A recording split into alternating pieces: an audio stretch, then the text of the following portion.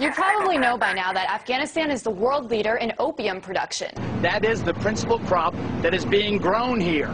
They have to grow the opium because now the population is, they have these opium fields and we are tolerating it. They have these opium fields and we are tolerating it. We are tolerating the cultivation of the opium. Let me introduce Lieutenant Colonel Brian Christmas. He's the commanding officer of the 3rd Battalion, 6th Marines, and in a sense, you're watching as this opium is being grown. I know it grinds at your gut. How do you deal with it? What are you doing about it? Well, frankly, this is a part of their culture. So while it might grind in my gut, it's what they do.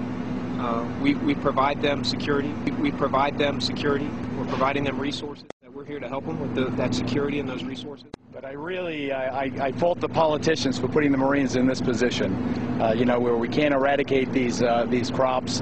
And the Marines are doing the good thing. This is the only safe way to get to the town of Marja, 8 weeks after the start of a major offensive by NATO and Afghan troops. From the air, as you approach the area, you glimpse the sea of poppies below.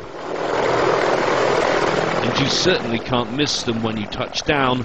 Helicopters and the US military's latest acquisition, the Osprey, a cross between a helicopter and a plane, use a landing strip that is an opium field. What to do about the poppy crop has been the most pressing issue for the Afghan authorities and their international partners here, because this is by far the biggest business in the area. Everywhere you look around Marja, you see poppy fields. As you can see, the flowers are out. The harvest should take place in just a couple of days.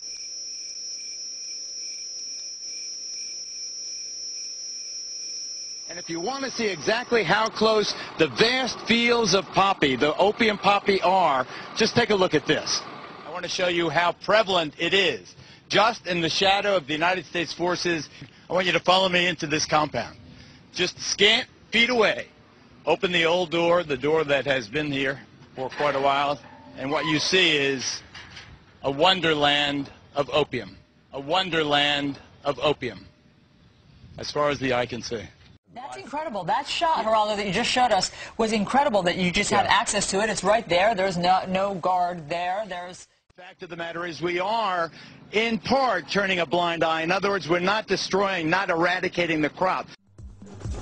Random drug tests of 25 Afghan police recruits showed most had used some sort of narcotic. We want to tell you about a skyrocketing threat in suburban communities across the country tonight. A steady supply of cheap and powerful heroin being marketed with fashionable names and sold directly to teens and children, even in middle schools. It came to our attention after our station WABC reported on the growing problem in the suburbs of New York, and now Sharon Alfonsi has a look at heroin addiction in the suburbs nationwide. It's 7 a.m. and we're on an undercover surveillance operation with the DEA. Got a young male coming up now, jacket on. At this bus stop, drug dealers are dropping off heroin that will be sold in the suburbs later in the day. Take it right back out and, again, you'll see it in the schools. Across the country, heroin use is skyrocketing and teenagers are dying. We spoke to DEA agents in Ohio. We're seeing the same amounts of heroin if you compare per capita to New York, LA, Chicago, Detroit. In the suburbs of Denver, Salt Lake City, even rural Wisconsin, heroin has taken hold. In Charlotte, North Carolina, overdoses. They've had a 5-fold increase. The explosion of heroin in suburban America isn't by accident. Rather, it's the plan of drug lords from Mexico and Colombia who are aggressively marketing the drug to middle America. Packets of heroin now stamped with popular brand names, even blockbuster movies like Twilight. They're using dealers who used to peddle pot to push heroin. Often, they give it away for free. Once kids are hooked, they sell it dirt cheap. You could buy this with your lunch money. You could buy one of these bags of heroin for $5. Police in Pennsylvania arrested the mother of an 8-year-old boy after the third grader allegedly brought heroin to school. Reports say the boy was smelling the heroin and trying to pass it out. Eventually, teachers saw the boy fumbling with something in his pockets. So they confronted him and found about 60 single-dose bags of a white substance. Tests later turned up heroin residue in those bags. Cheaper than marijuana and more potent than any pill. I was paying $60 a pill for OxyContin, heroin. It was cheaper. New York affiliate WABC spoke to former users. You'll never get that same rush you got from the very first time you did it. Often, teens start by snorting it. It's unexplainable that you keep chasing it. And that chase leads many to start injecting a more deadly liquid form called black tar heroin. A New York City Health Department pamphlet is drawing criticism for offering shockingly explicit tips for drug users. Tips like, make sure to warm your body to show the veins. You can jump up and down. Another tip, make sure you find the vein before you inject. Substance abuse expert Dr. Herbert Kleber says although the 16-page pamphlet provides some useful information, telling a user to shoot correctly is not the best advice from a health perspective. But the health department stands by the pamphlets. They've already distributed 70,000 copies in clinics and drug abuse centers throughout the city. The city spent $32,000 of taxpayer money on the flyers that have been distributed since 2007. Regardless of the controversy, health officials say they have no plans of stopping the program. When's the last time you used? Last night. Jake told us he tried heroin for fun and instantly became addicted. Not surprising, today's heroin isn't just cheaper, it's stronger.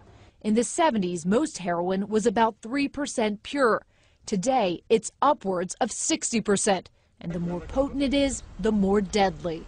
So every day you shoot up is a day you could die of the overdose. Back at that bus stop, we watch teens walk away with their fix for the day. I guess I'm surprised this is happening in broad daylight. It's come out from the shadows. That's the whole thing. People need to realize it's not confined to, like we said before, the alleyways and the dark, dingy rooms. It's here. And what's really scary is that if you get hooked on heroin, the odds are stacked against you. Only about 1 in 10 heroin addicts are able to stay clean. The rest end up relapsing. We saw the power of the addiction. We visited a suburban detox facility, Diane, and we actually saw them turning away kids. There were more addicts than there were beds. This is so hard to believe this is happening in America's suburbs, but you're going to introduce us tomorrow to some kids who say they didn't really grasp how addictive it is. They didn't think this was any different than marijuana. They thought it was just as addictive or not quite as addictive as marijuana. In Afghanistan, where 90% of the world's opium is grown, children become the defenseless victims of their parents' addiction almost from the moment they're born. This is a story that reveals a human tragedy. Young children being addicted to heroin and opium by their parents.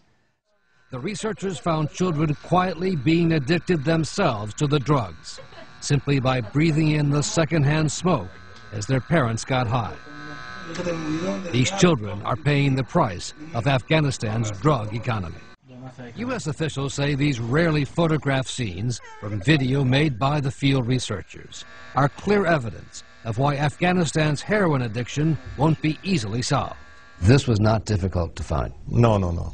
This is very, very common, unfortunately too common. Dad chases the dragon, smokes opium and heroin, and his children get hooked. These children are classic opium or heroin addicts. They crave the drug. If the drug is withdrawn, they go through withdrawal. The U.S.-led war against the Taliban had failed to focus much effort on Afghanistan's heroin production. Afghan officials say the result is an easy availability of drugs, which has driven local addiction to what is now considered an epidemic level. The new U.S. study reveals an ugly truth about life in Afghanistan. We are trying to control it, but our resources are very limited. We are not in a position to control very well. This is an Afghan drug-addicted family. The Afghan government's slack approach to poverty and opium cultivation has had a direct effect on Afghan society. One can find drugs everywhere in Afghanistan. The husband started smoking opium when he was 6, but for the past 4 years he has been using heroin. It works quicker, he says. 1 gram of heroin costs $4 to $10 US. The family smokes at least 3 times a day, depending on how much cash they have. Unemployed and uneducated, both parents and their children beg on the streets for money. Some days we have rice and tea, the wife says, but some days we eat nothing. I feed my 2 daughters opium to keep them quiet when they cry of hunger. It makes them sleep. I can't handle it that we are all sick, the husband says. He continues to describe heroin as a bastard habit. Our bodies itch and ache when we don't get it on time. When I can't smoke, I can't control myself, and I beat my wife and children. I wish God would take my life to free me from my drug habits. Our lives are finished. Heroin is destroying us. This is a country in which the most lucrative crop that can be grown is the opium poppy. Regular farmers everywhere. There is poppy everywhere. This is the season for poppy everywhere. Everybody is making a ton of money off these drugs. We are tolerating the cultivation of the opium. This is so hard to believe this is happening in America's suburbs. A wonderland of opium, as far as the eye can see.